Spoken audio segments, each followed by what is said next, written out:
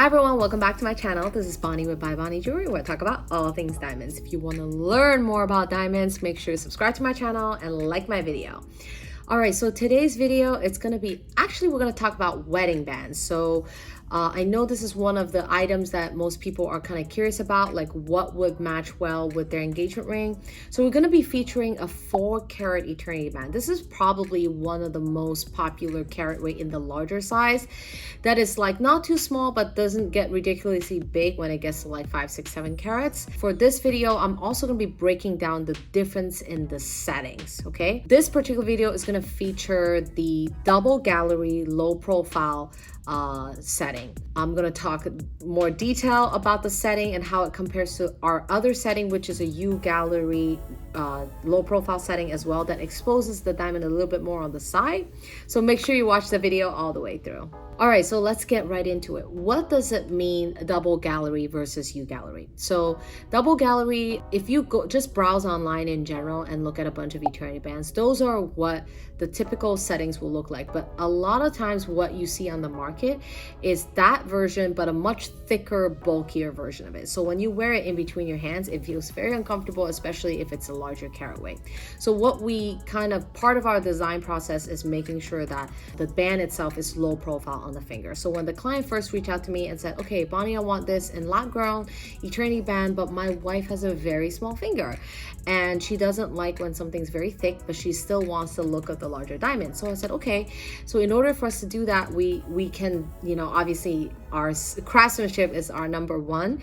So we were able to, design something that is very low profile. So he also mentioned to me that she's very active. So for somebody that's, that's a mother or very active with their hands, handling kids, or just, like to do a lot of activities, having the wire on the gallery is going to help secure the prongs a little bit better. But the good side, we are also going to be showing you the ugallery, which is also a very low profile. It shows the diamond a lot. There's less metal going on for sure, and it shows just the profile of the diamonds more. It is a beautiful setting, but for somebody that's very active, meaning like they do a lot with their hands, it may be a smarter decision to go with more metal. But if you like the very minimalistic look, I think a lot of my clients that choose the ugallery do love the minimal metal look. So there's pros and cons in each design, so that that's kind of something that you want to really think about when you buy an eternity band, whether it be round shape or it be oval shape or emerald cut. The setting of the eternity band is so important, because that pretty much, if you get bad settings, you can see a lot of gaps in between each stones. I've heard from clients that they've had that issues, or it's very thick, very tall profile, very uncomfortable in between the hand. I have a cushion cut myself, and the lowest setting. To be very honest with you, my cushion cut actually started with the ugallery setting, but I am very active with my hands. So after a while, certain stones didn't kind of move around a bit, especially when it's a fancy cut. So I decided to switch back to the double gallery. Now with round, I think it happens less, because rounds are circle rather than the fancy shapes are different shapes. So they sit differently in the setting itself. Also, when you're thinking about purchasing an engagement ring, how it's going to pair with your wedding band, definitely the biggest thing you need to watch out for is the height of the band. So if you're like, oh, Bonnie, I'm gonna buy, I get these inquiries a lot, like a very dainty setting, or either 2 or 3 carat center stone, and they want to pair it with a really big band.